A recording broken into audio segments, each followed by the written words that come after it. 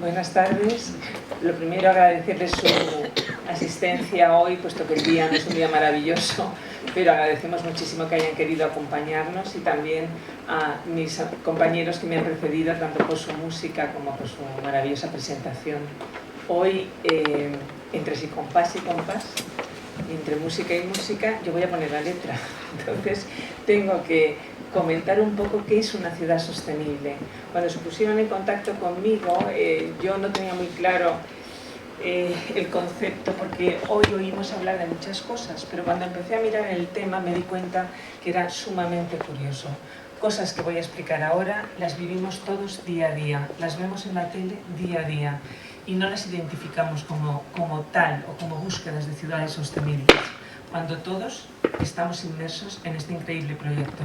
Y luego, aparte, también encontraremos sorpresas de cuándo y cómo surgen estas ciudades y, sobre todo, el por qué. Las ciudades sostenibles, cuando hablamos de ella, ¿a qué nos referimos? Porque hay muchos conceptos que se van entrelazando. Ciudades sostenibles, ciudades inteligentes, ciudades verdes. ¿Es todo lo mismo o es distinto? ¿Son conceptos antagónicos o son conceptos similares? El tema es que una ciudad sostenible es una ciudad resiliente, es una ciudad resistente a los cambios climáticos adversos en estos momentos para nosotros. Es una ciudad que identifica y reduce la debilidad de la población, no nos vamos a enfadar, y que además busca una capacidad de adaptación para gestionar los riesgos de este, entre comillas, desastre.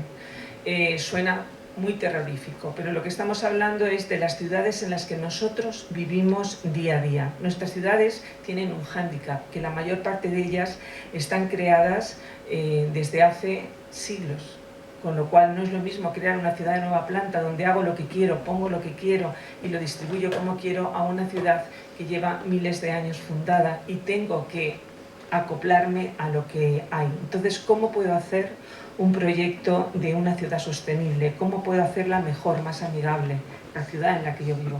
Entonces me encuentro que tengo que fomentar 5 pilares básicos o 5 normas básicas. Primero, tenemos que siempre mejorar el transporte público. Segundo, reducir los residuos. Tercero, aumentar la energía renovable. Cuarto, impulsar las prácticas de construcción para que sean más sostenibles y construir más espacios verdes. A que todo suena muchísimo. Es algo que estamos haciendo ya en nuestras ciudades. Para alcanzar este objetivo tenemos que aplicar una serie de esfuerzos. ¿Pasas la siguiente?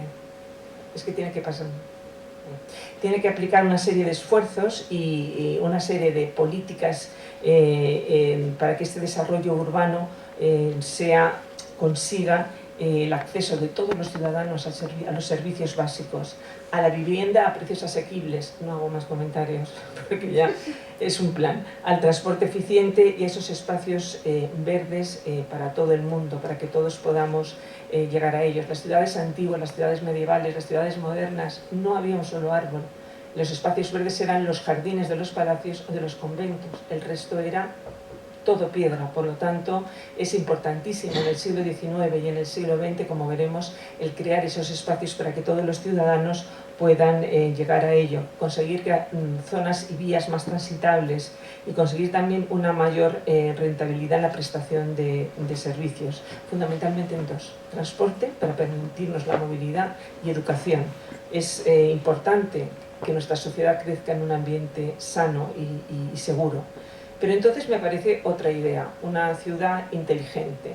¿Qué es una ciudad inteligente? También se les conoce como Smart Cities. Es un título que da la UNESCO a una serie de ciudades a lo largo de todo el mundo.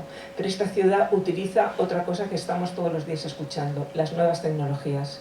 Y las utiliza para aplicarlas a la ciudad, hacer sus servicios más eficientes y que se convierta en una ciudad óptima, que optimice la vida y el funcionamiento de los servicios urbanos para el bien de todos sus ciudadanos. Esto implica un uso innovador de una serie de sensores que se colocan, entre otras tecnologías, para gestionar todo: la contaminación, el tráfico, el ruido, el desprendimiento de gases, es decir, Todo está estudiado por esos sensores que nosotros no vemos, pero que nos rodean por todos sitios, porque la idea es la de siempre, mejorar la movilidad, la gestión energética y el suministro de agua. Otros 3 conceptos importantísimos. ¿Cuánto tiempo llevamos viendo campañas en la tele de cierre el grifo cuando se lava los dientes, no deje correr el agua? Cosas de este tipo que no les hemos dado importancia y que hoy vemos que su resultado es vital. Aparte de ese suministro de agua, hay que mejorar la administración pública, hay que mejorar la seguridad, la educación y otros servicios. Y para eso hay que tomar una serie de decisiones que consigan relacionar de una forma positiva esas ciudades inteligentes con esas ciudades sostenibles. De ahí que su relación sea enormemente estrecha, porque al optimizar los recursos lo que vamos a conseguir es que las ciudades disminuyan su huella ecológica, fomentemos la movilidad sostenible y además que reduzcamos la contaminación del aire, las emisiones de gases de efecto invernadero. En España hay muchas ciudades que tienen ya esa categoría de ciudad inteligente, Valencia, Santander, Madrid, Vitoria. Yo, como el tiempo es limitado, en cada cosa he decidido un ejemplo, ¿no? Entonces, en este caso, la ciudad inteligente que he escogido es Santander. La ciudad de Santander es un proyecto experimental de la Unión Europea que ha desplegado una de las mayores infraestructuras tecnológicas urbanas existentes en el mundo. Es impresionante lo que ha hecho Santander. Tiene a lo largo de la ciudad dispuestos más de 12.000 sensores que están colocados en diferentes puntos de control y que controlan distintos temas que tienen que ver con las labores que realiza el ayuntamiento. Por poner un ejemplo muy práctico y que todos entendemos, pues por ejemplo le permite adecuar la gestión municipal a la recogida de residuos. Hay unos sensores que les indican si esos contenedores están llenos o vacíos. Si están vacíos no hace falta que el camión llegue hasta ahí, porque no está. Es decir, les va marcando a tiempo real las diferentes lugares, rutas donde tienen que ir o no tienen que ir, con lo cual se está ahorrando gasolina, se está ahorrando contaminación y se está ahorrando que vayan de un sitio a otro, reduciendo tiempo, emisiones y recursos. Además, los ciudadanos de Santander tienen un acceso a diferentes aplicaciones que les permiten participar en la toma de decisiones sencillas o más complicadas, pero que les brindan muchos datos. Por ejemplo, yo voy a venir aquí hoy, pues si estuviera en Santander, miraría y diría, no voy en coche porque no hay sitios para aparcar. Me lo dice en tiempo real, o me da en tiempo real el transporte público, es decir, dentro de 10 minutos pasa un autobús, y pasa, porque está totalmente controlado. Y aparte también con todo esto se está consiguiendo reducir la huella de carbono y que la gente, como se puede fiar de esos datos, viaje muchísimo más en transporte público. Entonces, dicho esto, viene otro concepto, que es el de qué se entiende por una ciudad verde. Pues más o menos nos hacemos una idea, ¿no? Las ciudades que enfatizan en la sostenibilidad, en la buena calidad del aire, en la baja emisión de contaminación, lo que hacen es fomentar muchísimo los espacios verdes. Y esos espacios verdes que sean accesibles a todos como elementos muy importantes del desarrollo y de la promoción urbana. ¿Cómo funciona una ciudad verde? Pues primero, como las otras que estoy comentando, pero dando especial relevancia al sistema de la gestión del agua. Buscan sistemas cerrados de gestión de agua urbana que garantice que el agua no se desperdicia, que el agua se reutiliza y que tiene una calidad, que por lo tanto se reduce o se intenta reducir el consumo de agua, se optimiza la gestión de las aguas que se recogen de la lluvia y también de los sistemas de drenaje. Los espacios verdes no están asociados, están asociados a una gran cantidad de beneficios. Se hizo un estudio en octubre del 2021 de estas ciudades verdes y se observó que la mortalidad era menor, la mortalidad prematura, que había una mayor esperanza de vida, que había menos problemas de salud mental, menos enfermedades cardiovasculares, una mejor función cognitiva de la infancia y de las personas mayores. Todo eso se puede conseguir con una ciudad verde. De nuevo, en España hay varias ciudades que tienen esta categoría. He cogido la última que se nombró, que es la ciudad de Valencia, que fue nombrada Capital Verde Europea en el 2024, antes de de la Dana. Destaca Valencia por su compromiso y por su sostenibilidad y por la calidad de vida. Tiene una gran protección de espacios verdes. No sé si habéis estado recientemente allí, pero toda la zona central está peatonalizada. El que conozca un poco Valencia, la Plaza de la Virgen, la Plaza del Mercado, la Plaza de la Catedral, la del Ayuntamiento, puedes ir a todos sitios andando. Y luego además ha priorizado la movilidad sostenible y además ha intentado rebajar, está en ello, la huella de carbono turística y ha creado un circuito de 160 kilómetros de carriles para bici y además ha transformado el antiguo cauce del río Turia, no el actual, que fue el que se llenó con la Dana, sino el antiguo, en el parque más largo de toda Europa. Ha conseguido, aunque parece increíble, que el 90% de los residentes de Valencia vivan a menos de 300 metros de las áreas verdes, lo cual es una bendición. Es decir, ha conseguido realmente que la ciudad se integre con su ciudadanía. Pero esto, la pregunta es, ¿el hombre es consciente de estos problemas que se están presentando y sobre todo los problemas que estaba creando cuando él actuaba sobre la naturaleza? Es decir, el hombre lleva mucho tiempo haciendo oídos sordos a muchas, diríamos, pistas que la Tierra nos ha ido dando. Pero aún así, siempre ha habido alguien que ha sabido escuchar y siempre ha habido soluciones. Esto de las ciudades sostenibles, que hoy nos suena tanto a todos, y además si fijaos hoy y mañana en los anuncios de la tele y veréis que los de energía, que sale una chica con unos dinosaurios que están hablando siempre de este tipo de temas, de ahorrar el agua, la energía, hacer deporte, pero este concepto ha existido antes, alguien lo ha entendido. ¿Cuál ha sido la primera ciudad ecosostenible?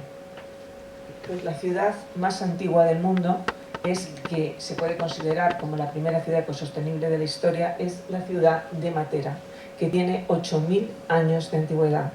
La ciudad de Matera está situada en Basilicata, en la provincia de Basilicata, en Italia. ¿Es el tacón de la bota? Pues ahí. Y es una ciudad donde podemos ver que en una etapa muy temprana intentó ser una ciudad sostenible para la humanidad. Como os he dicho, tiene 8000 años de antigüedad, ha sido catalogada como la primera Smart City ecosostenible de la historia y en Matera coexisten pasado, presente y futuro. Fue nombrada Patrimonio de la Humanidad por UNESCO en 1993 y Capital Europea de la Cultura en el año 2019. No sé si habéis visto la película de Mel Gibson de la Pasión de Cristo. La rodaron aquí. Y la última de James Bond la rodaron aquí. ¿Por qué? Porque están buscando nuevas soluciones para hacer la ciudad rentable y efectiva, ¿no? Es una ciudad que tiene un aspecto bíblico, está tallada sobre piedra volcánica blanda y es fácil de extraer, y en su interior posee un curioso sistema de grutas, pasillos y depósitos que permiten la recolección del agua, creando una verdadera ciudad subterránea con un acueducto subterráneo. El secreto está en estas rocas que se llaman Sassi de Matera.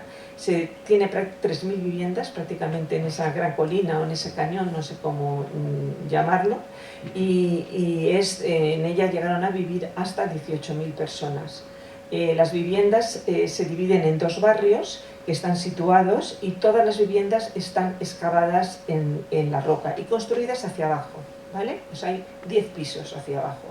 Lo increíble es que está hecho de tal forma y estudiado, con una inclinación al construir las casas, para que en verano los rayos de sol no den calor y en invierno sí que lo den y tengan las casas más calientes, con una temperatura media anual de 15 grados centígrados.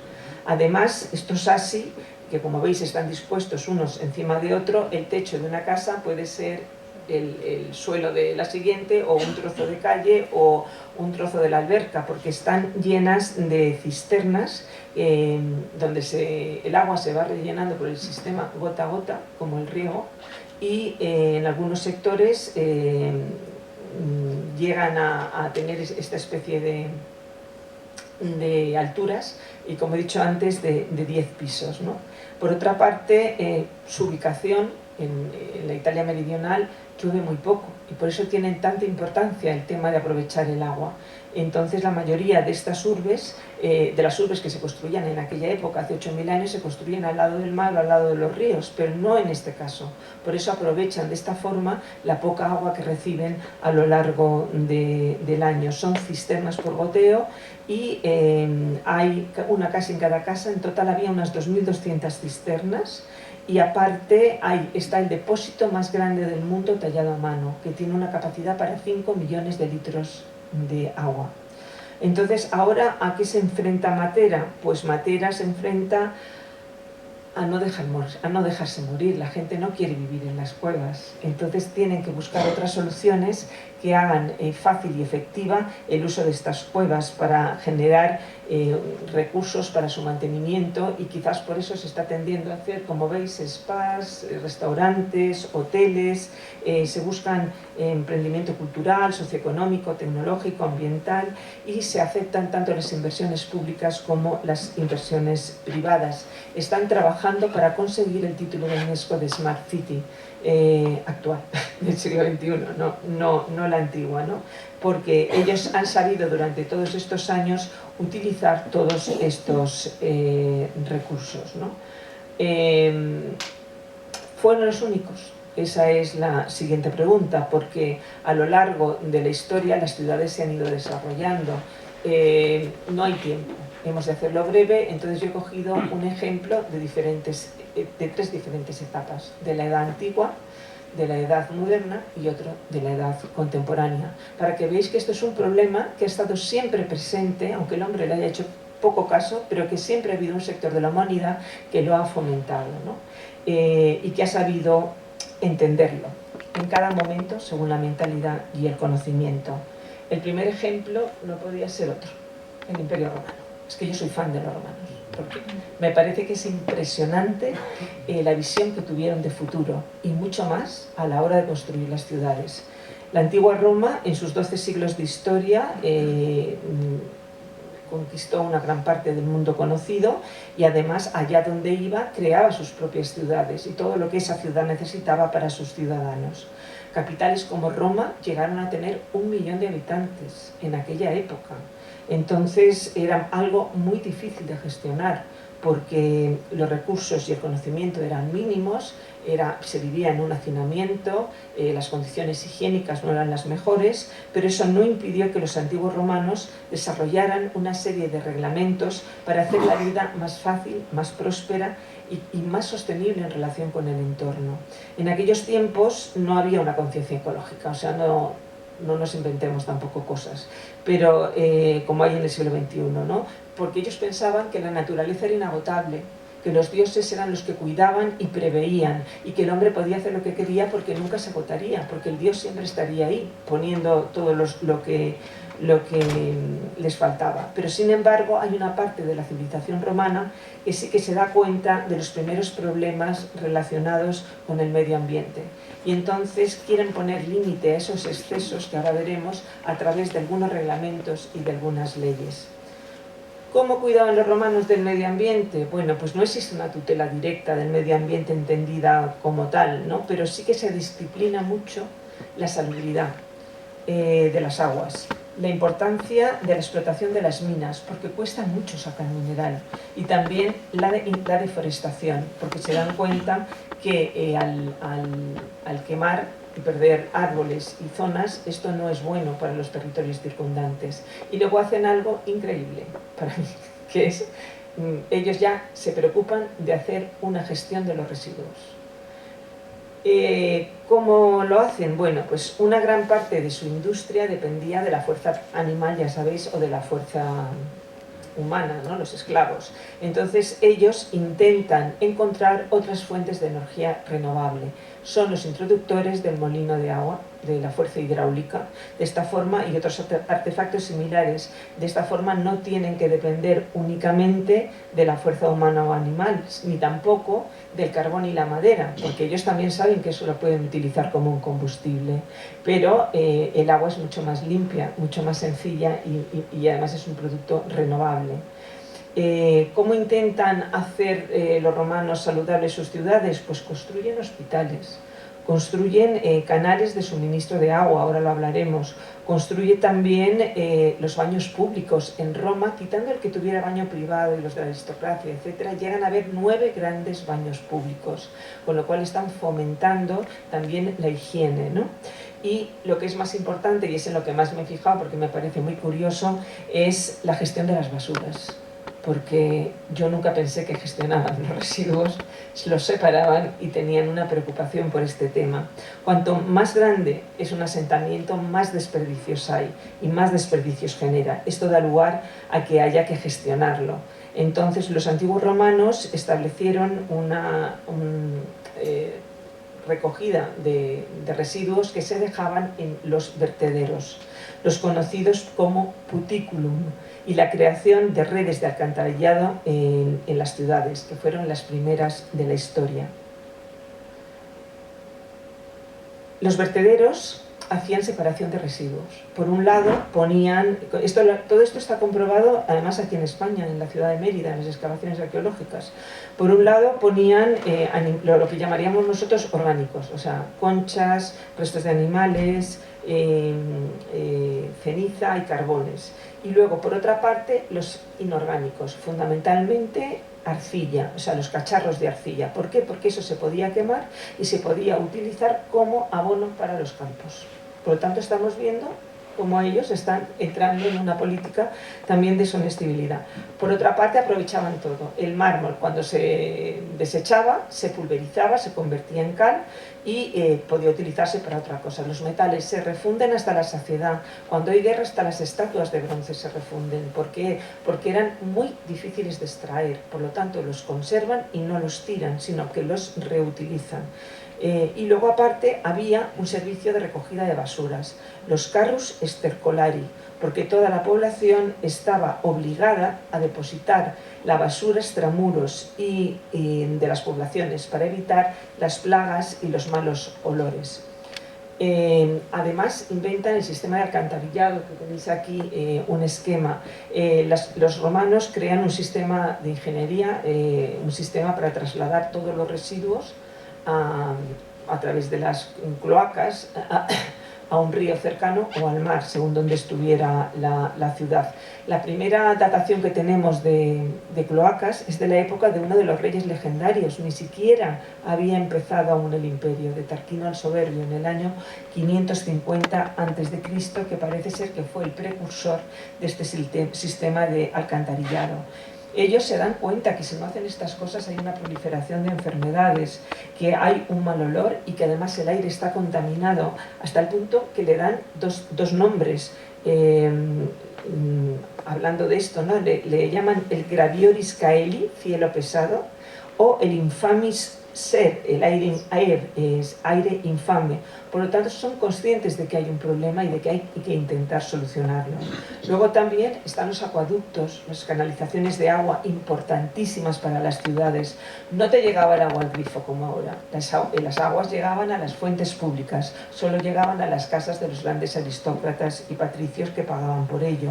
Al principio, como veis, el agua se trae de la montaña, donde se saca, y mediante ese sistema de arcos uno encima de otro, que son donde se depositan las cañerías, llegan a la ciudad. Las cañerías al principio eran de plomo, hasta que se dan cuenta que el plomo es malo para la salud, y entonces el gran maestro de la arquitectura, Vitruvio, aconseja que se hagan de barro. Porque además, o arcilla, porque además el barro y la arcilla purifican el agua y es mejor a la hora de beberla, ¿no? Y aparte crean leyes tan curiosas como prohibir plantar árboles cerca de los acueductos. ¿Por qué? Porque las raíces pueden reventar el sistema de tuberías, con lo cual ellos sí que se preocupan de hacer todo este tipo de cosas. Y por otro lado, un poco como conclusión, hay escritos en los cuales ya vemos que esto les preocupa, que hay, vamos a decir, que van a ser el origen de la conciencia medioambiental y que hablan ya voces entre los intelectuales de la época que rechazan el impacto masivo que el hombre ejerce sobre la naturaleza. En la antigua Grecia ya se hablaba de este tema, se considera el texto más antiguo que habla sobre temas del medio ambiente, uno de los diálogos de Platón, Critias, que además luego tuvo mucha influencia en la civilización romana. Otros pensadores como Sófocles, en la antigua Grecia también, entreven sus preocupaciones por la actividad del hombre en la tierra, porque dice que puede agotarla y convertirla en improductiva. Es decir, ellos ya se están dando cuenta de ciertos problemas. Y Plinio el Viejo, en su obra Naturalis Historia, afirma que hay una relación entre la deforestación y las inundaciones, que los árboles y la vegetación sirven para sujetar la tierra y evitar los corrimientos, y que no puede abandonar y deforestar toda una zona porque entonces no podrán evitar los desastres naturales. Y además también percibió que la actividad extractiva, la extracción, era muy negativa para el medio ambiente, llegando él ya a la conclusión de que el hombre, entre comillas, ha aprendido a desafiar la naturaleza.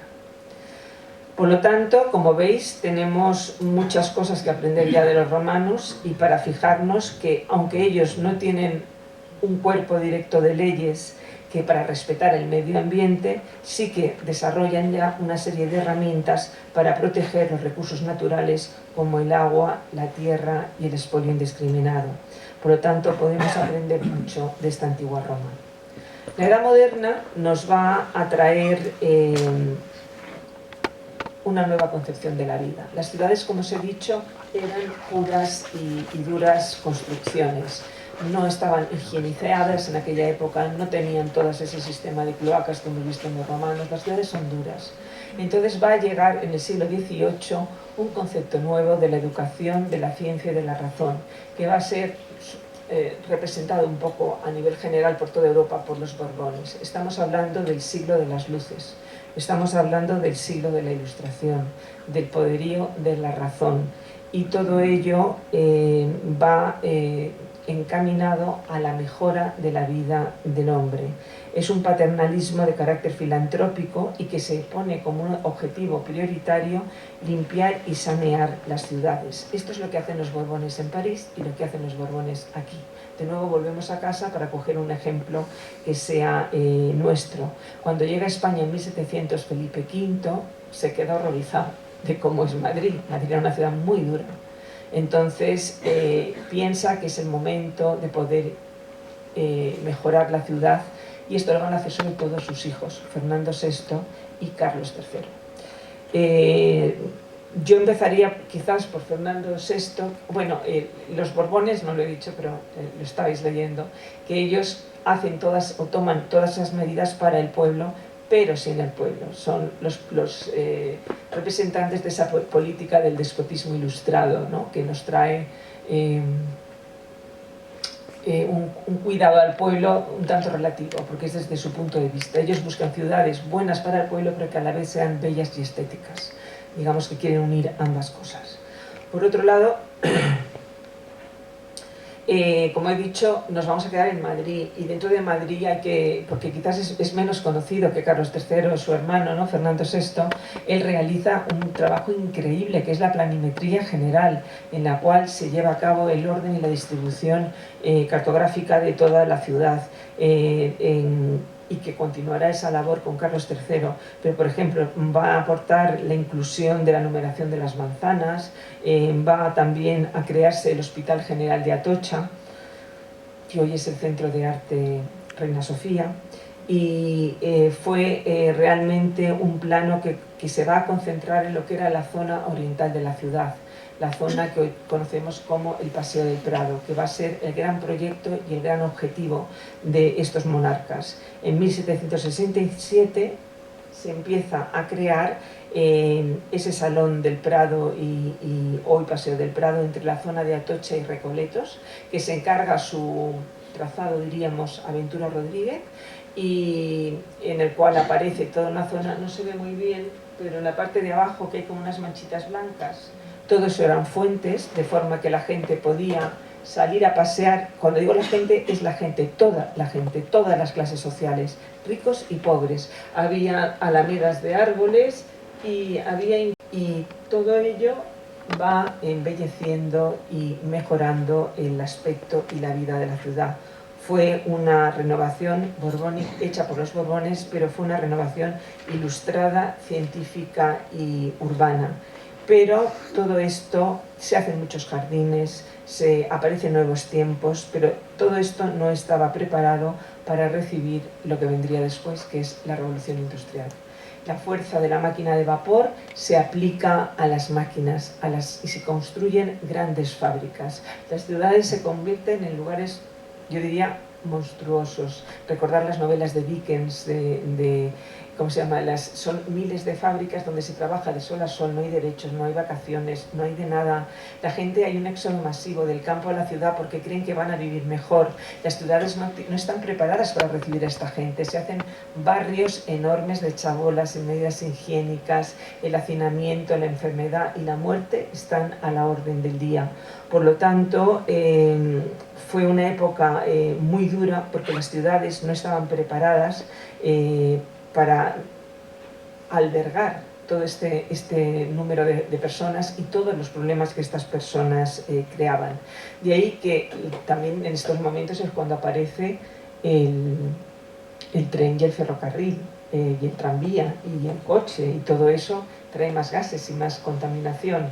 Entonces yo diría que desde finales del 19 hasta el día de hoy lo que han intentado las ciudades es ir mejorando todas esas zonas y haciéndolas cada vez mejores. Uno de los ejes en los que se basó la campaña electoral de John Biden se basaba simplemente en otra campaña de muchos años antes, de Franklin Roosevelt en la Segunda Guerra Mundial. Pero Franklin Roosevelt también fue el presidente que se tuvo que enfrentar a la Gran Depresión de 1929. Entonces ellos tienen muy claro, Roosevelt y luego Joe Biden, que tienen que combatir la crisis climática y la desigualdad social, y que estos son los dos pilares del desarrollo sostenible.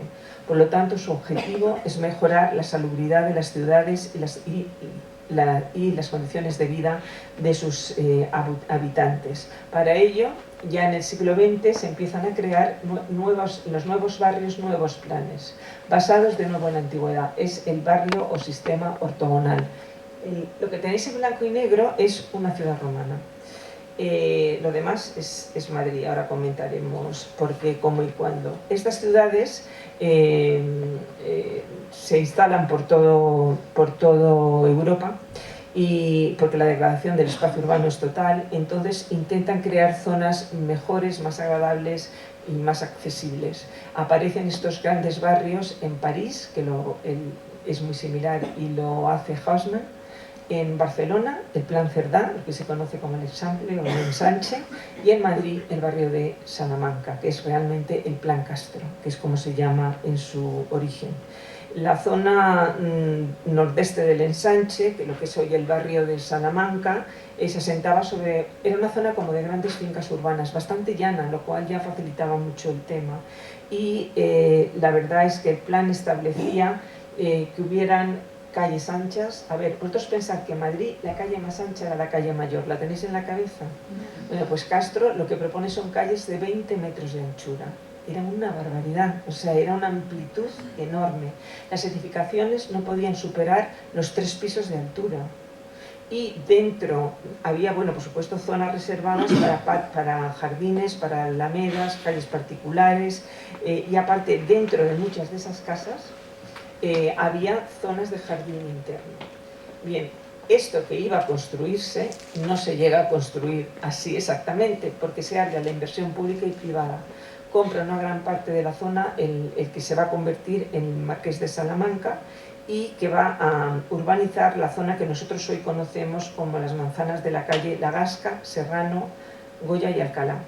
Entonces la idea primigenia de Castro se ve modificada haciendo más estrechas las calles para que quepan más casas, subiendo de altura las casas, ya no son 3 pisos, son 5 o 6 o 7, bueno, no llega más, pero ya no son 3, y muchos de esos patios interiores se convierten en pisos interiores, con lo cual se pierde ese concepto que había. ¿Qué se consigue con esto? Pues una mayor densidad, pero aún así era un barrio privilegiado dentro de lo que era la zona de Madrid, que se va a vender, porque aparte estaba al lado del Parque del Retiro, y entonces se va a vender con mucha facilidad y va a ser como el lugar que conserva hoy de la alta sociedad burguesa. Es una burguesía media, burguesía alta, ¿no? Por lo tanto, el siglo XX ya empieza a dar esos pasos, si bien aún tenía que salvarse y conseguir hacer desaparecer la contaminación. Entonces, pasando ya y para finalizar el siglo XXI, nos vamos a dar cuenta de la importancia de cuidar nuestras ciudades y nuestros hábitats, porque es curioso que en el mundo las ciudades ocupamos un 3% de todo lo que es la superficie terrestre, pero en cambio somos las causantes del 75% de las emisiones de gases de efecto invernadero. Por lo tanto, muy poco hace muchísimo daño. Hemos de conseguir que estas ciudades reduzcan esos niveles y mejoren la situación de todos. Necesitamos tomar medidas. Entonces, ¿cuáles son los pilares básicos como conclusión para una ciudad sostenible? Pues son las personas, el planeta y los beneficios. Las personas porque se mide la calidad de las infraestructuras sociales, la calidad de vida que hay en cada ciudad y otros aspectos relacionados con la salud, con la educación y con la delincuencia, con la influencia, sí, de los transportes, la infraestructura y la banda ancha. El planeta, ¿por qué? Porque cuando estudiamos nuestro planeta hay que tener en cuenta los efectos medioambientales y hay que utilizar energías renovables y transportes sostenibles. Y finalmente, beneficios. ¿Qué beneficios? La calidad de la economía de una ciudad, la accesibilidad al empleo, el desarrollo económico, etc. Entonces, ¿qué características tiene que tener una ciudad sostenible? Rápidamente. La ciudad sostenible ideal, ¿vale? Una gran cantidad de parques y jardines, una alternativa para la reducción de las emisiones de CO2, que esto se consigue con los desplazamientos en bicicleta, a pie o en transporte público. No es una manía que nos entra hoy de ir en bicicleta a todos sitios, forma parte de un plan. Tercero, la construcción de edificios sostenibles. Cuarto, apuesta por las energías renovables. No tengo que deciros nada de las campañas para placas solares que vivimos en esta última etapa, ¿no? Y aparte para la fuerza hidráulica y los molinos eólicos, sistemas geotérmicos. Quinto, la conservación del agua, reducir el consumo, incrementar los sistemas de recogida y conservar el agua de lluvia, favorecer, como sexta cosa, la economía circular a través de la educación y el fomento de acciones como el reciclaje, la reutilización y la reducción de consumos, accesibilidad a los recursos básicos para todos sus habitantes, educación, sanidad, vivienda, trabajo y alimentación, fomentar el comercio local, no solamente porque el comerciante local siga adelante, es que si yo compro las naranjas que vienen desde Israel, me las tienen que traer, con lo cual en avión, en camión o como me la traigan, ya estoy gastando combustible, soltando gases y favoreciendo la contaminación. Si compro en mi zona, favorezco a los comerciantes de mi zona y además los transportes son mucho más breves y mucho más rápidos. La agricultura urbana, que ya sabéis que últimamente esto de los huertos urbanos se está fomentando mucho en todas las ciudades. Y finalmente una gestión adecuada de los residuos, intentando separar y reciclar todo lo posible. ¿Cuáles son las ciudades más sostenibles del mundo? Bueno, os he puesto algunas. La más, Oslo. Son las que están en los 5 primeros rankings, son Oslo, Estocolmo, Tokio, Copenhague y Berlín. ¿Por qué Oslo? Pues porque Oslo ha hecho un plan para impulsar la sostenibilidad, basándose en el transporte, en una gran cantidad de parques y espacios verdes, en el uso de energías renovables, y tiene un proyecto para reducir los gases de efecto invernadero en un 95% para el año 2030.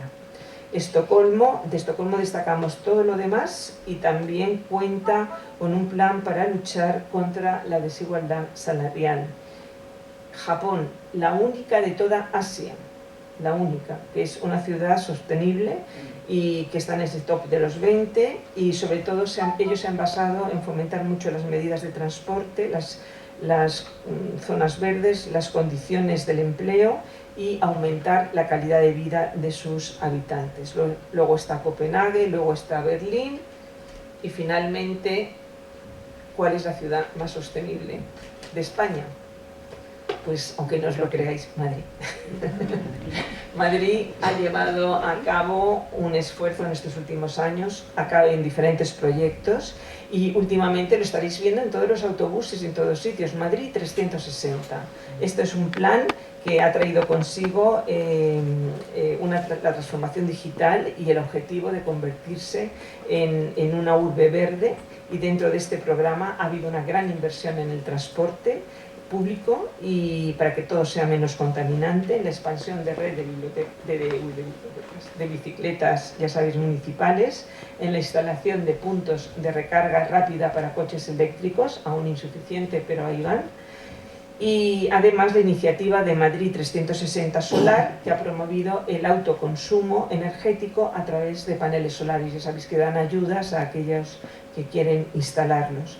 Todo esto se ha llevado a cabo junto con la creación de zonas verdes, de la implementación de un plan de ayudas para la sustitución de sistemas de calefacción contaminantes por otros que no lo sean, y luego por otra parte algo que a nosotros nos rechina, pero que es un ejemplo en toda Europa, que es